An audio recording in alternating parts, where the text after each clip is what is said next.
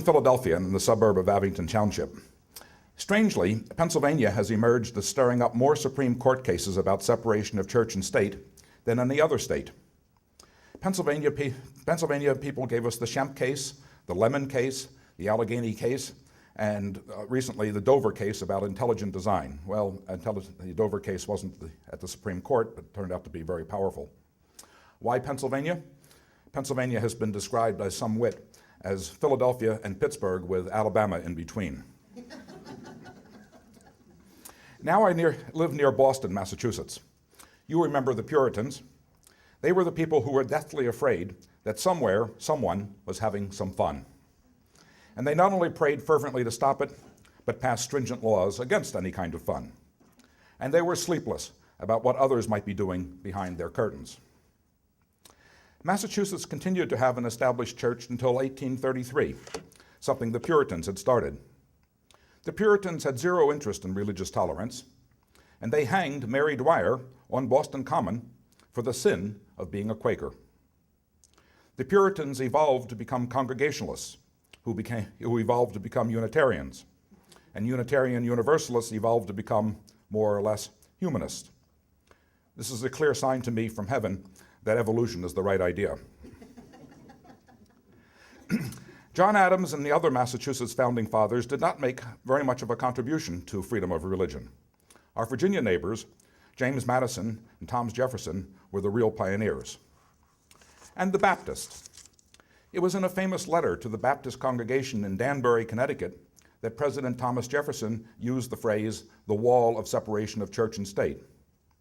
Jefferson used this expression to reassure the Baptists that the First Amendment phrases, Congress shall make no law respecting the establishment of religion or prohibiting the free exercise thereof, would protect the Baptists from government discrimination and government intrusion. This was a big concern for Baptists because they were in the minority. James Madison, the author of the First Amendment, had witnessed Baptist preachers in Virginia being harassed by the authorities and even arrested merely for being dissenters from the established church. Madison, a lawyer, defended them in court, and this influenced him greatly in arguing for a total separation of church and state. Many of the influential founding fathers were deists. Deists generally believed that God created the universe and then left it alone thereafter. They were not Christians in the usual sense. Most did not pray, believing it a waste of time, or even blasphemous to be attempting to give advice to the Almighty. Massachusetts did make an odd contribution to religion, or to something. Carl Follen introduced the Christmas tree. Follen was German and introduced the Christmas tree at a party in his Cambridge home in 1832. He was a Harvard professor after that for 10 years and also the minister of the East Lexington Unitarian Universalist Church, which is now the Follen Church. It's rather funny that Christians are now rallying around the Christmas tree. Today, many Christians claim that Christianity and Christmas itself are under assault from the ACLU, Americans United, and the Humanists. But it was only a very few years ago that conservative Christians themselves condemned Christmas trees and Santa Claus as pagan symbols, the work of the Satan. And you can easily see the code in Santa by rearranging the letters. And they roundly condemn the commercialization that it has recently come to attend Christmas celebrations. New England Puritans preached against the heathen tradition of Christmas carols and decorations and any joyful expression that desecrated that sacred event. In 1659, the General Court of Massachusetts enacted a law making any observance of December 25th, other than a church service, a penal offense. People were fined for hanging decorations. The displays of greenery, trees, and decorations, of course, are all pagan in origin and not Christian at all.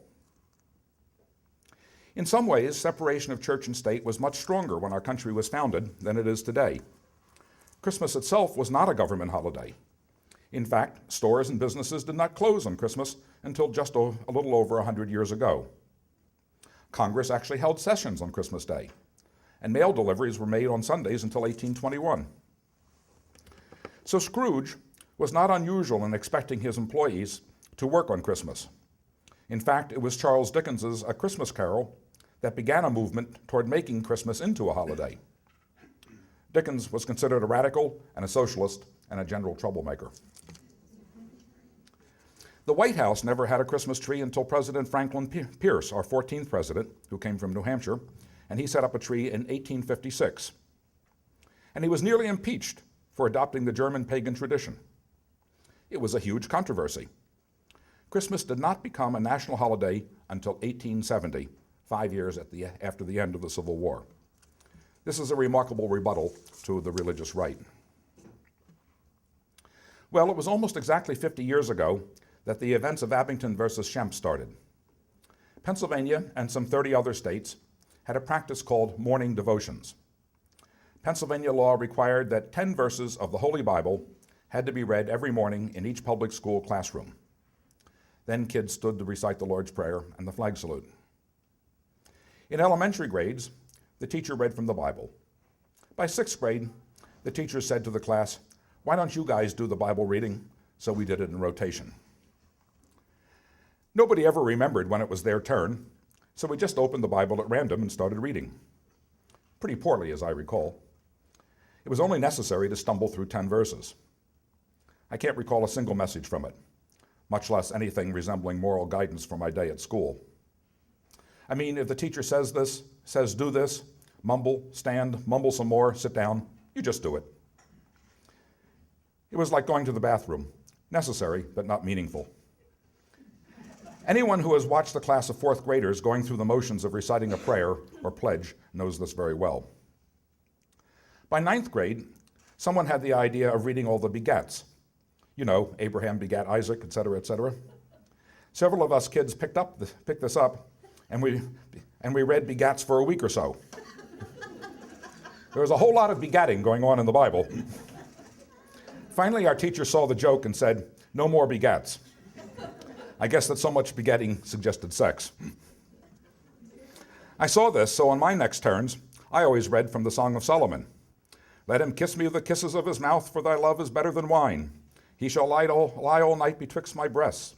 Let us get up early in the vineyards, and there will I give thee my loves." And in 1 Kings, King Solomon loved so many strange women, and he had 700 wives and 300 concubines. This was neat stuff in 9th grade. The teacher did not like it, but what could he say? It's in the Bible. And at the time, I aspired to only a single girlfriend, but the notion of 300 concubines was distinctly inspiring. A serious reading of the Bible would gravely undermine all the abstinent programs ever conceived. I always walked to school or rode my bicycle. I used to enjoy these times to be on my own and to look at the houses and the trees and the weather around me. I combed my hair with water, and in winter I thought it was funny that it would freeze on the way to school. I had more hair then. By 11th grade, on my morning and afternoon walks, I had thought more about Bible reading and the First Amendment. One November morning in 1956, I refused to participate in these morning devotions. I chose another holy book. It happened to be the Quran, and I read it quietly to myself, and nervously I might add, and remained seated during the prayer. I had no particular interest in Islam, but I merely wanted to choose another holy book as an example that the Bible wasn't the only source of truth. It might have been the Bhagavad Gita, but it wasn't on our bookshelves. My homeroom teacher was flabbergasted, but focused on my disobedience. He sent me to the principal, who lectured me on obeying school rules and respecting others. I replied that I thought it was a matter of respect for the First Amendment and individual conscience. He sent me to the guidance counselor. I had come to see the Bible reading as fundamentally unfair. It was certainly unfair to all non-believers, to all Hindus, Buddhists, and whoever said the Bible was the source of all truth. But after the Bible reading was moved to the public address system run by the school's radio and TV workshop, I clearly saw that the Bible reading was chosen at Easter and Christmas to use passages that were particularly Christian and in some cases offensive to the Jewish students. I thought, liberty, fraternity, equality, these are cornerstones of democracy, and no religion should have a preferred position. What was devotional Bible reading doing in the public schools? Not even the 10 Commandments made much sense. Who says there is only one God? I mean, there are so many claims to know the one true God, and they all compete with each other to say they know, but I was doubtful that one of these claims is the correct one. Who had evidence that all morality is based on a single ancient text? I had got to thinking, and that's always a bit risky. Since I knew that kids in other states weren't having Bible readings and prayers, I wondered, were they less moral than us in Abington? The public address system intoned, Abington is first in the alphabet, first in sports, first in academics. The position of academics bothered me. It was a pejorative to be a brain. First in morality? I thought, first in chutzpah. That afternoon I came home and described the events to my parents. My dad suggested that I write to the ACLU, the American Civil Liberties Union. I long forgot, but just last year my letter to the ACLU was found in the National Archives, of all places, by Professor Stephen Solomon of NYU. I typed it out on my dad's typewriter with 2 fingers. I see some of you here are old enough to remember typewriters. You know, you push keys and printed things on paper? That was before computers. The letter I wrote to the ACLU said, Gentlemen, as a student in my junior year at Abington Senior High School, I would very greatly appreciate any information you might send regarding possible union action and or aid in assisting in testing the constitutionality of Pennsylvania law, which arbitrarily and seemingly unrighteously and unconstitutionally compels the Bible to be read in our public school system. I thank you for any help you might offer in freeing American youth in Pennsylvania from this gross violation of the religious rights as guaranteed in the First and Foremost Amendment in our United States Constitution. Sincerely yours. Well, speaking for American youth is rather pretentious. Indeed, I was 16 years old then, and I have learned to write shorter sentences. I enclosed a $10 bill. This turned out to be significant. And this was all just 2 years after the Supreme Court had decided in the Brown versus Topeka case that separate but equal was not in accord with our Constitution, and thus full integration of Afro-Americans in our society was required. This was a time when McCarthy was seeking out communists under every bed. And this was 2 years after Congress, in 1954, added "under God" to the Pledge of Allegiance, at the urging of the Catholic group, the Knights of Columbus, to distinguish us Americans from the godless communists. I was not put up to this by my parents. I had mentioned to them that I was thinking about this as we were driving home from Grandma's the weekend before. The words in the First Amendment made good sense to me.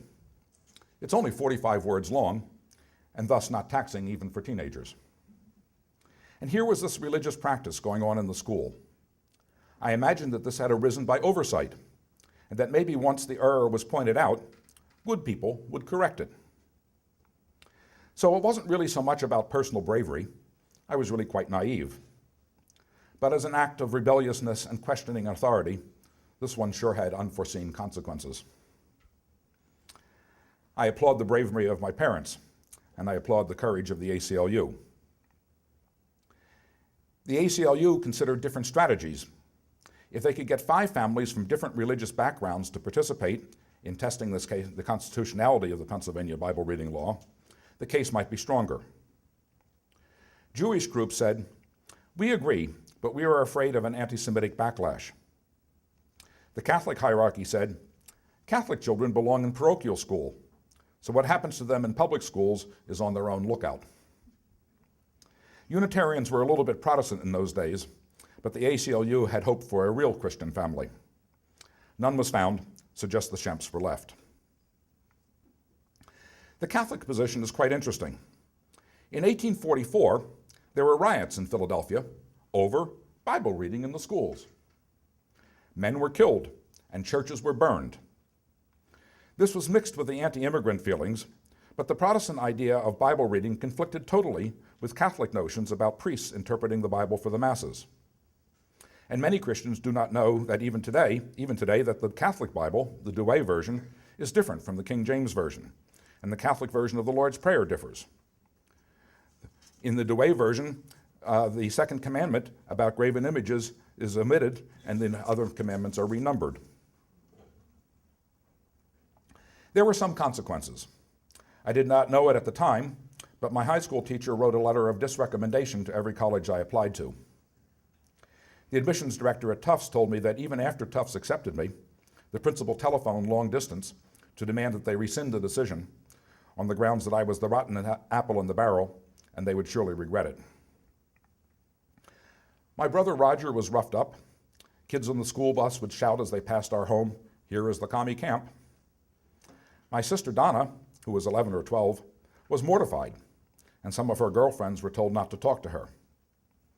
Dad wrote out a note explaining the family's position for Donna to hand out to her students, to her friends. We were not anti-God. We just wanted to respect the Constitution.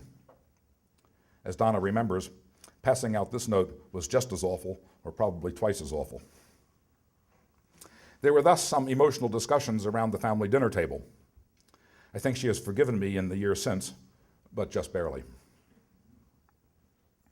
And then there was the larger family. My father had failed to tell his mother, my grandmother, all of this. She was a devout Methodist. My aunt recalls that they turned on the TV one morning and heard, "Bible reading thrown out, Schempp case decided." The poor woman had apoplexy on the spot. I have a lot of cousins named Schempp. Everyone had a sudden personal crisis. "There are a lot of Schempps. Never heard of this one," said one. "Oh, that's my crazy uncle."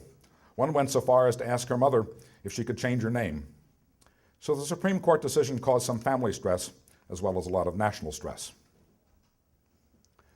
We received about 5,000 letters, roughly 1/3 supportive, 1/3 opposed in terms where reasonable people might differ, and 1/3 simply hateful and vituperative. Interestingly, we were accused of being the incarnation of whatever the writer hated. What are you, commies? What are you, Jews? What are you, niggers, Nazis, atheists?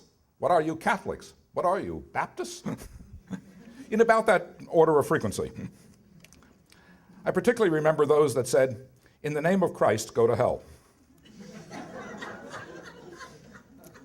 I don't recall any letter that accusingly asked, "What are you, Zoroastrians?" Perhaps nobody hates Zoroastrians, and you might want to look into that. We did learn that atheists are the most despised group in America. My parents actually replied to every letter that had a return address, replying to 1,000 or so letters. And this was before the days of Xerox machines. Remember carbon paper and when stamps cost 3.5 cents? Still, it was several $100s worth of effort. And I would like to mention that the Supreme Court case is actually named Abington versus Schempp and Murray versus Curlett. Madeline Murray, later Madeline Murray O'Hare, brought the almost identical case up through the Maryland courts, and the two cases reached the Supreme Court at the same time, and they were joined. Madeline Murray started her case in Baltimore, Maryland, and after the Supreme Court case, moved to Austin, Texas. Madeline Murray was an atheist, and she and her family suffered much more than we did. Sadly, she and her son Garth and granddaughter Robin were murdered in 1996. Not for her role in this case, but we should remember Madeline. We got much less attention because we were members of a Unitarian church. Nobody outside of New England knew what Unitarians are, and UUs themselves are not quite sure. But it had the magic word church in it. If UUs had had pagodas, it would have been different. But lots of Unitarians were, in fact, embarrassed and a bit unhappy back in 1963, and we got little support from the denomination. The Abington versus Schempp case was decided in 1963 via an 8-to-1 vote of the Supreme Court, and it did become a landmark, very much to my surprise. It is usually called a First Amendment case, but it is equally a 14th Amendment case. In the original Constitution, the First Amendment provided a clear prohibition upon Congress, but state legislatures were free to do what they pleased, according to state constitutions. Indeed, it seems surprising to us now that 10 of the 13 original colonies had at one time in their history some type of state-established church, that is, a church supported by tax money. These were usually Congregational in New England and Anglican in the South. Massachusetts had this up until 1833, as I mentioned. The 14th Amendment says, "No state shall make or enforce any law which shall abridge the privileges or immunities of citizens of the United States, nor shall any state deprive any person of life, liberty, or property without the due process of law, nor deny to any person within its jurisdiction the equal protection of the laws." This makes it clear that states cannot thwart the First Amendment, and this is important. We are all citizens of the United States. After all, passports are issued for the United States, not from Virginia or California, and our rights do not depend on where we live. The Everson case from New Jersey in 1947, and then a year later, the McCollum case, and Jim McCollum is sitting right here in the audience, in 1948, were the first cases where the Supreme Court applied the 14th Amendment to issues of freedom of religion and the Establishment Clause in the First Amendment. The whole idea of applying the 14th Amendment to all of the Bill of Rights, particularly the First Amendment, grew up in the 1920s, primarily, I believe, at the urging of the ACLU and Roger Baldwin and other progressives at the time, who were particularly interested in seeing the First Amendment applied to the states in order to guarantee equal rights for Afro-Americans.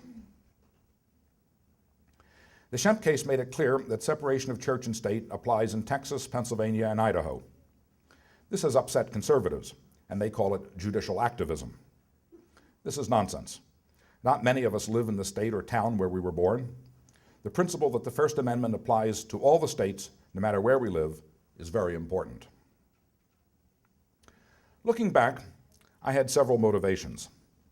First, I felt there was a fundamental issue of fairness for all. Jews do not consider the New Testament the Word of God, and there are certainly passages there that have been hurtful to Jews over the centuries. The Bible is not the holy book of Muslims, Buddhists, or Hindus. Non-believers, pagans, Wiccans, and others do not need Christianity preached to them in the schools. Nor do I consider the Bible a valuable source of truth, certainly no more than any other book written 2,000 years ago. While there are some beautiful verses, there are also many quite ugly sections. And the notion of reading about Noah's flood under the imprimatur and authority of a state-sponsored devotion, and then going to geology or biology class was, and is, deeply offensive to my scientific understandings. I think most of us know that Noah's flood actually never happened. I do not believe in miracles or supernatural interventions in human affairs, and I thought it was wrong for the schools to teach them. I do not think any book from 2,000 years ago has any wisdom that we don't have today. I note that when Catholics and Protestants and Muslims talk about morality, they actually just mean sex. But no writer in biblical or Quranic times had the slightest clue about sperm or ova or genetics, nor do they know all that much about human emotions and feelings in what we understand today as psychology. Women were regarded as property and primarily as incubators of the seed. It's amazing that the human female ovum was only discovered in 1823. Before that time, nobody had a clue as to how human reproduction actually worked. This was 40 years after the Constitution was written. The idea, therefore, of a pre-existing God-given morality is rather suspect. I do not see any concern for family values or children in the Ten Commandments. The phrase soccer mom is entirely missing there. Our legal system and laws are clearly based on free enterprise capitalism and humanistic values, and have nothing whatsoever to do with any commandments. Is there anyone here who thinks that our tax laws and Medicare laws are based on the Ten Commandments? The morality of corporate financial frauds, workers' rights, and social justice is oddly missing when the religious right talk of morality. The super-religious seem just hung up about sex, and teens seem pre-wired to notice this kind of hypocrisy. Bless them, they keep the rest of us on our toes. For those who consider this a Christian nation, there is not a single mention in the Bible about democracy. There is not a single mention of unalienable rights or any other rights in the Bible. Not a single mention of separation of powers. Not a single consideration of the rights of the minority. Not even a passing reference to tolerance. Public prayer is not intended to promote spiritual values, but to enhance the authority of some churches and some political views over others. Similarly with the posting of the Ten Commandments. It is about power, not about religion. I've always been curious about the missionary position. We observed that many people who protested the Supreme Court's decision said, well, if it weren't for prayers in the schools, many kids would never hear about Christ or God. What a wacky idea. But so what? What is the source of this notion that everyone has to be introduced to Christ or to Allah in order that their souls might be saved? I think if believers are happy with their souls, why not leave mine alone? It makes me think they're insecure in their faith, and only by getting converts do they gain confidence that they might be right after all. The right to privacy is an important civil liberty and inherent in separation of church and state. And freedom from religion is equally as important as freedom of religion. I mean, it is awkward enough if some God is peering down every moment as to my soul and behavior, but evidently Bush and Homeland Security do not even trust God in this matter, and they have to do it all over again. This seems rather inconsistent with faith-based doctrines. I believe then, and I do now, that there is an important connection between separation of church and state and other civil rights and civil liberties, and personal freedoms. After all, it is largely religious dogma that opposes gay marriage and the rights of women.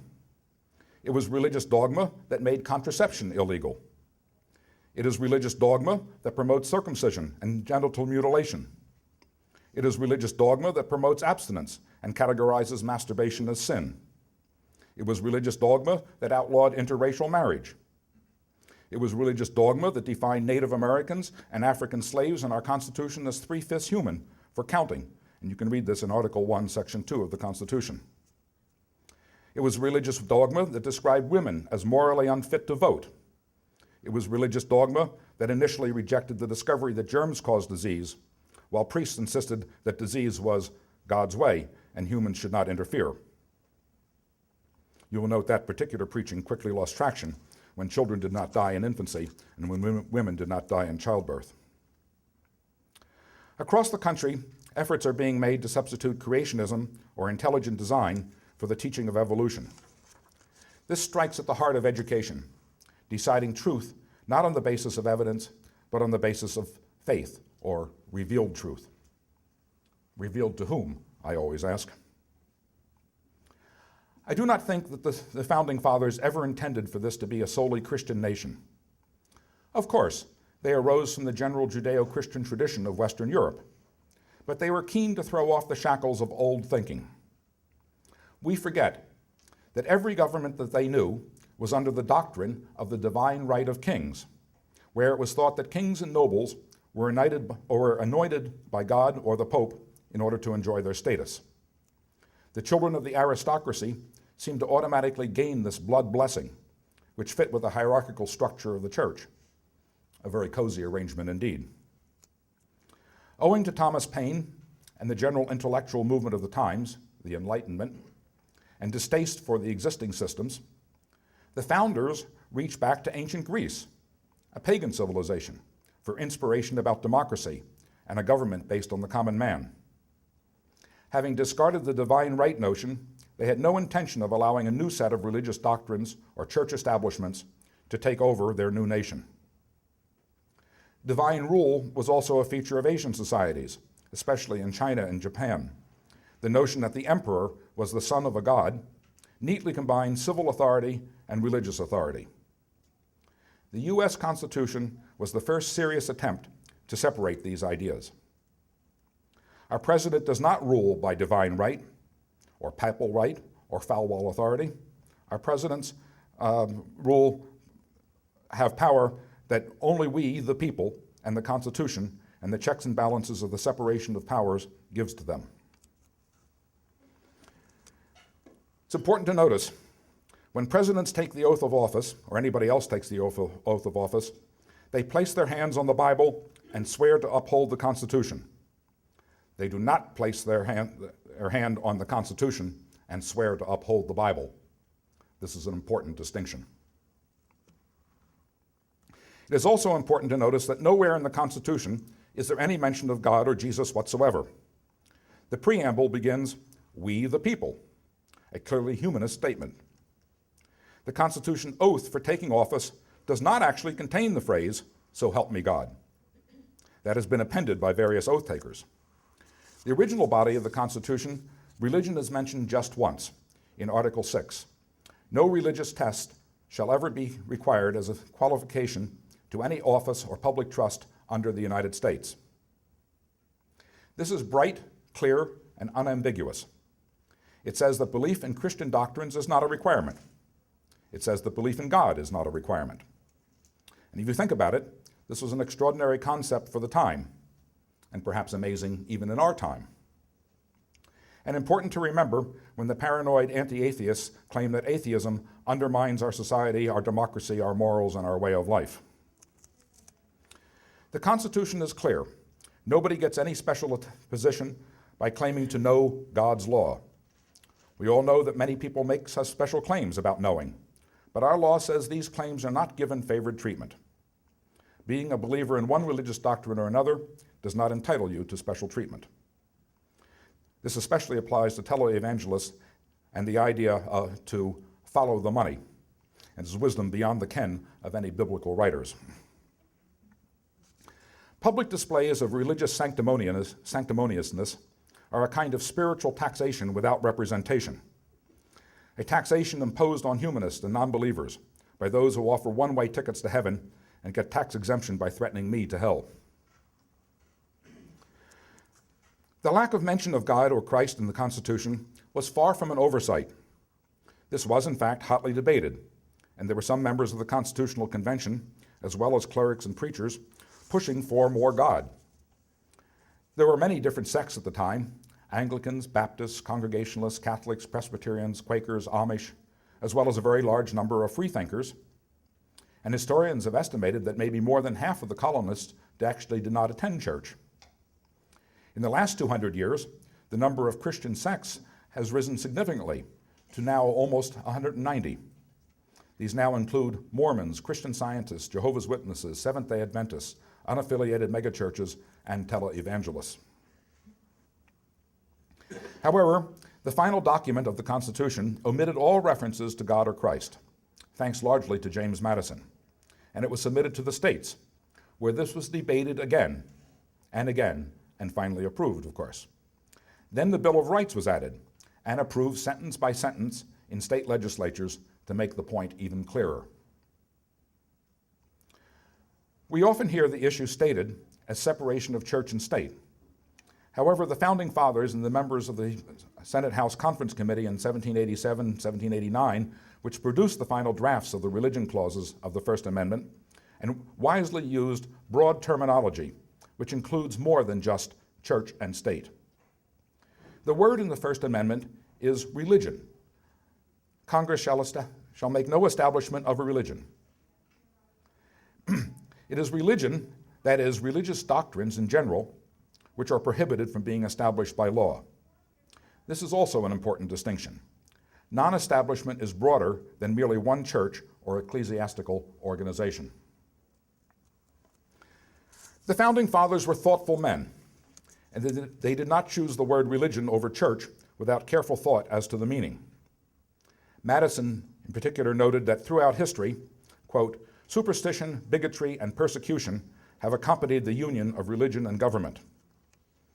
He also noted that Christianity did not need the support of government in order to flourish. Returning to the Supreme Court, some people kept insisting that Bible reading and prayer in the schools was symbolic. I never understood this. Symbolic of what? It could not be symbolic of our Constitution, which does not once mention God. It could not be symbolic of our country, which has many different religious groups and opinions. I came to the idea that prayer and Bible reading was a ritual superstition. My sister Donna wrote, "There is still the thought that the magic of Bible reading and prayer will make the world a safer and more moral place.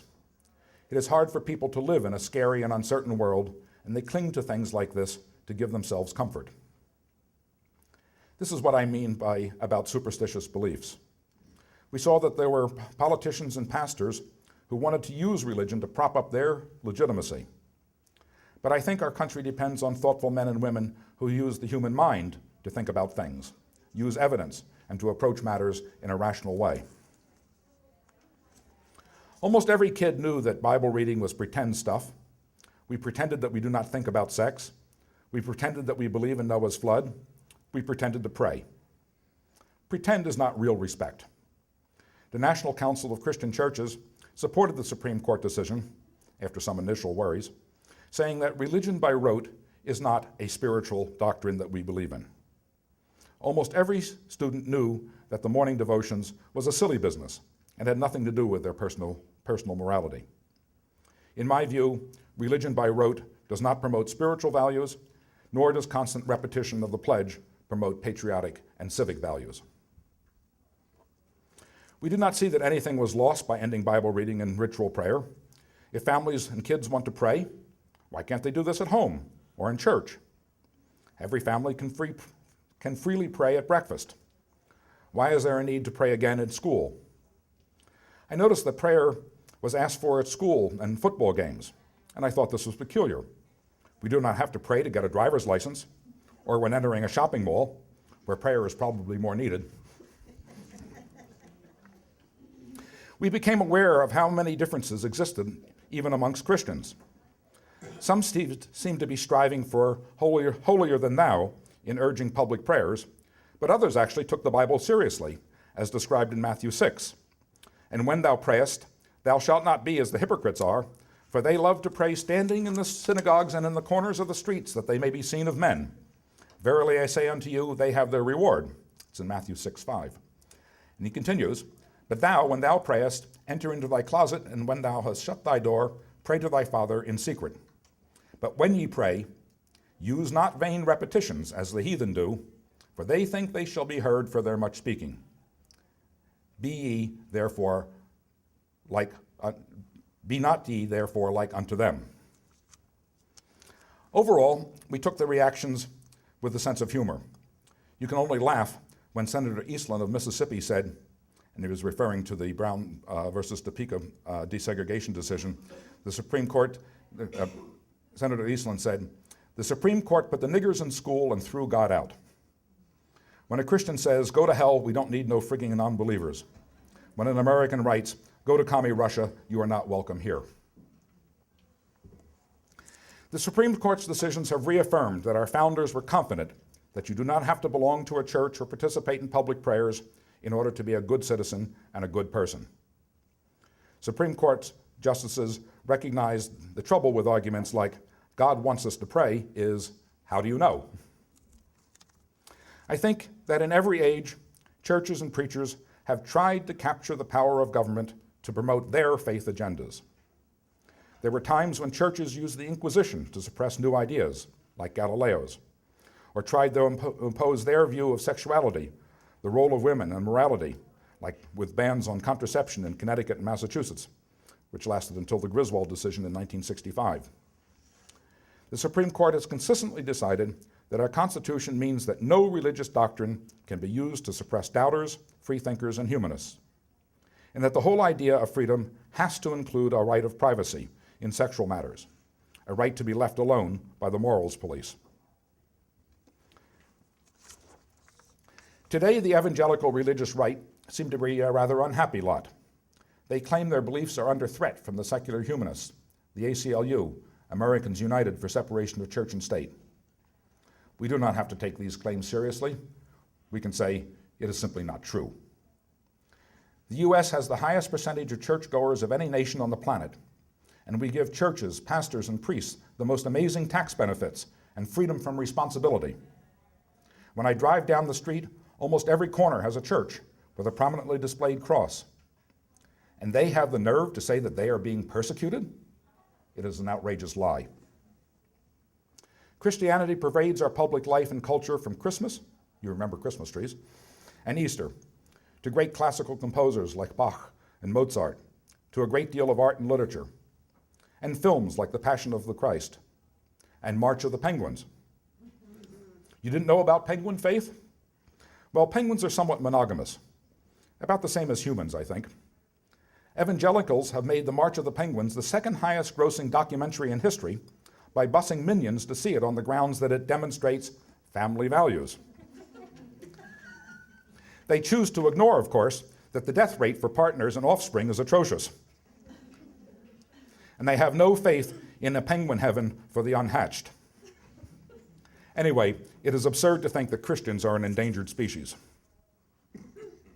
In fact, they are thriving and flush with political power. But are they using this power to promote tolerance, good government policies, decent conditions for our citizens? Sadly, often not. They are exercised about posting the Ten Commandments, having more public prayer, getting tax money for vouchers to religious sectarian schools, denying gays the right to marry, and insisting on keeping under God in the pledge. At the end of the Cold War, it seemed to me that we had an opportunity to enter a golden age. Freed of this threat, we could use our resources to explore space, make medical advances, to provide health care for everyone, to focus on real issues. But something went wrong. We seem to have entered an age of fear and insecurities. A vague, nameless fear mostly, but terrorism is invoked whenever Bush's policies sink to a new low. We are changing as a society with new immigrants, with expanding our understanding of humanness to include gays, and the reaction seems to be, we need more religion. This is not the first time in American history. We have had periods of religious fervor before. The first Great Awakening, as called by historians, was before the War for Independence. Interestingly, this religious fervor did not extend to giving us a religiously based constitution. The Second Awakening was in the middle of the 19th century and brought us utopian societies like the Shakers and new sects like the Mormons and the Christian Scientists, and ended after the Civil War. It was this time, about 1870, that made Christmas a national holiday and put "In God We Trust" on our money. This seemed to work miracles indeed. The Rockefellers, Carnegies, Scaifes, and Vanderbilts, and robber barons proceeded to make millions. The Third Great Awakening was in the early 20th century.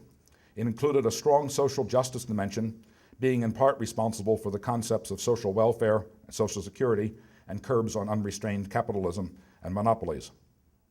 This cultural movement got stalled during the Second World War, and its last gasp was the McCarthy era, when godless communists were being sought under every bed.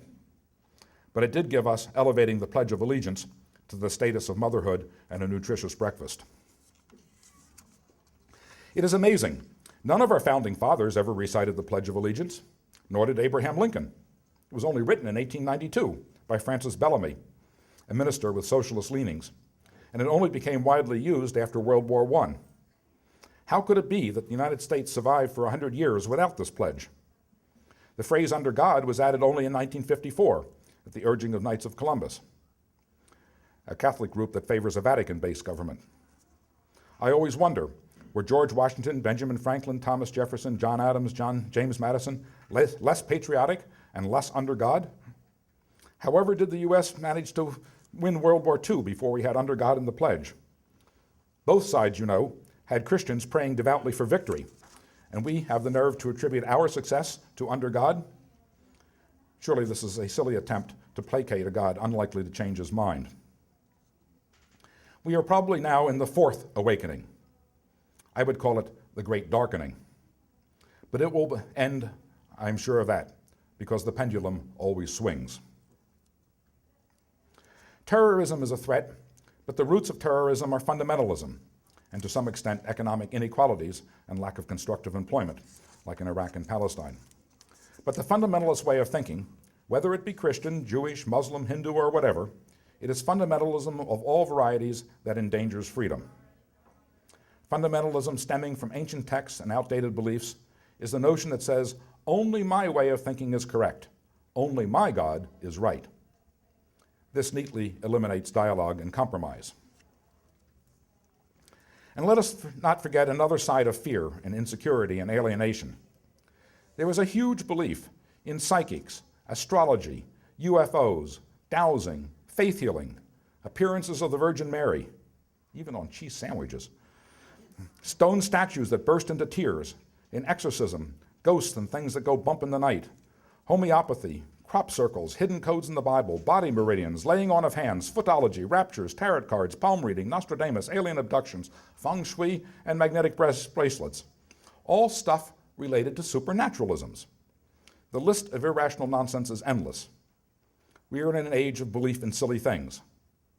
many are relatively harmless, but it is a sign of an unhealthiness in our society.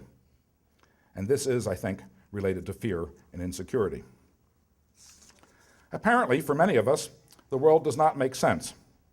This makes people want to cling naively to all sorts of weird notions that give them comfort and seem to them to make sense. My plea is to use the power of our rational minds to question claims and to understand the world without relying on fairy tales. We realize that some people are addicted to such beliefs and need them. Our challenge is to understand this addiction. Fundamentalists see a messy world and seek to control it from a Bible or a Quran that supposedly anticipated and prescribed everything we need to fix the world. They feel called to impose this plan, not only on individuals and churches and congregations, but also finally upon all of public policy. I think people turn to gods with this kind of fervor when their own situations are unhappy or confused. If there's fear for the future and little joy, then a promised reward probably looks attractive. And to return to the free exercise clause for just a minute, we can have personal religious beliefs of every and all kinds. Yours do not have to make sense to me, nor vice versa. Where we get into dangerous territory is when we say that because I believe, you should also. What is dangerous is the idea that fervor of belief trumps all other values. No matter how sincere, fervent, or feverish your belief is, nobody has the right to block traffic on a freeway for prayer, or to block women from getting Plan B contraception, from allowing gays to live their lives in peace and with equality. In all cases of a conflict between our Constitution and God's law, I am entirely in favor of the Constitution. The danger is that by wrapping God up in political discussion, like the gay marriage and abortion debates, we short-circuit and short-change the public square of discourse. If it is a good idea, then it will succeed by persuading others on the basis of evidence, not by saying God says so. Our founding fathers could not foresee televangelists and how this enormous money could give them the power to subvert and corrupt their original concepts. It is also important to see that preachers and priests stand outside the checks and balances of constitutional and electoral processes.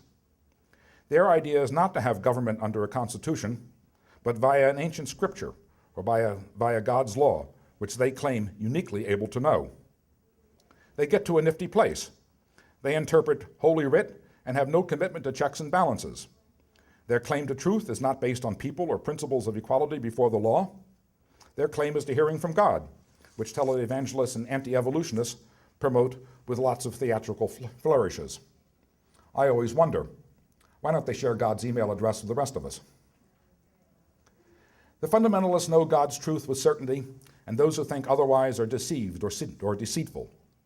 Thus, they seek to save us from ourselves by working to take over every facet of government, from school boards to town councils to the national legislative and executive branches. Their final frontier is to own the judiciary and to mold it to their Reconstructionist Christian nation view of history. In short, to remake America as a de facto Christian theocracy. The attacks on the ACLU, the American Civil Liberties Union, are an illustration, and I am proud to be a card-carrying member. The ACLU pioneered in bringing issues of civil rights and civil liberties in our Constitution to their rightful attention. The Christian right objects not on the basis of what the First Amendment says, but on the basis that they claim to know a higher moral authority. The claim of deceitfulness is particularly dangerous and destructive. It opens the door to all manner of attacks based on imagined motives. For example, I am a staunch defender of the theory of evolution, but I am not a member of the internationalist, Nazi, Stalinist, communist, secular, humanist, liberal, satanic plot to fluoridate the water supply. They never asked me to join. I feel left out. But the discussion about the complexities of dealing with terrorist threats, foreign governments, and our own governments is impaired when God and religion are mixed up with patriotism. There is no doubt the fundamentalists are on the wrong side of history and the wrong side of reality. The ideas of the Renaissance and the Enlightenment and scientific investigations previously threw off the shackled thinking of biblical literalists and moralists. I reject seeing the word secular being used as equivalent to atheist or satanic. There is a neutral position, The government should neither favor nor hinder personal religious views. This is what secular means. Yes, it is a messy world that does not fall into neat categories. I think our challenge as citizens is to understand why 63% of Americans disbelieve in evolution and prefer the myths of Genesis having to do with a talking snake. Our goal is to make America a nation of social justice, a nation united on human values, and thus a leading light among nations, in concert with the rest of the world, freely exploring religious thought and other thought, but rejecting self-appointed religious authorities. Our goal is understanding fears and emotions, insisting on evidence, using analytical thinking, and without threats from a government police of priests, preachers, imams, popes, mullahs or ayatollahs or pastors who focus on heresy and blasphemy and God's law. This calls us to think about separation of religion and government and the personal or social insecurities that attend trying to mix up God and patriotism. And we cannot escape sexuality. 90% of all the church-state concerns from Christian conservatives are related to sexuality. It's past time to get over this hang-up. In closing, I'm reminded of a poetic phrase from the Dead Sea Scrolls. So I have walked upon uplands unbounded, and know that we, whom thou hast made out of dust, may have consort with things eternal. I have been on some uplands in my life, and I have confidence that separation of reality from myths will prove more eternal than me. Well, the Bill of Rights protects our freedoms of speech, religion, the press, and protects us from unreasonable government intrusions. It does not protect us from long-winded speakers. This was an oversight on the part of the Founding Fathers. Thank you.